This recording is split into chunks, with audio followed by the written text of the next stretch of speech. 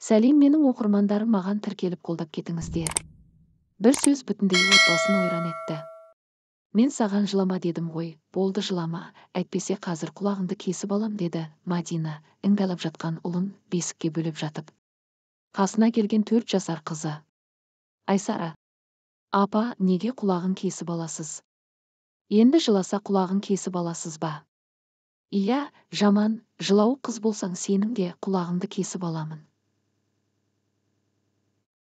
Енді көп сөйлемей ініңді тербет, әкең құдық қазып жатыр еді, барып көріп келейін.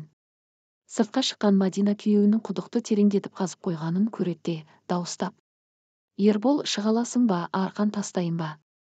Арқан таста, Мадина, мен беліме мықтап байлаймын, сен шаман келгенше тарт, мен де өзімше тырысып көрермін.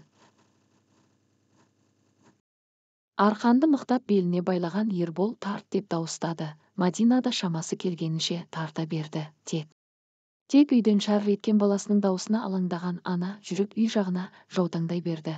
Арқанды босатуға да болмайды.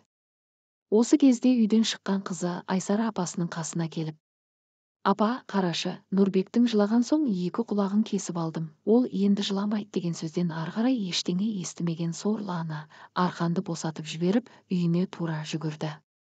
Құдық түбіне бар салмағымен құлаған күйеуі Ербол сол жерде тіл тартпай кеткен еді. Арада қаншама жылдар өтті. Мадина жындыханада иесін жимаған күйі күйеуінің соңынан кете барды. Ал Айсара тұрмысқа шыққан, інісі Нұрбек біраз уақыт қолында тұрды. Тек әпкесінің өзінен намыстанатынын құлағы естімесе де сезетін еді. Ақыры ешкімге масыл болғысы келмеген ол бұл дүниеге қолын бір сілтетті, әке-шешесінің қасына мәңгілікке кетті. Айсара інісінің өліміне қайғыра қоймады.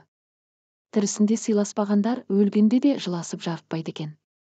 Айсара, өйткені сені інім деп айтуға қатты намыстанатынмын, бірақ сенің құлақтарыңды кім кескенін мен де әлі білмеймін, нағашыларымнан сұрасам ешкім үндемейді.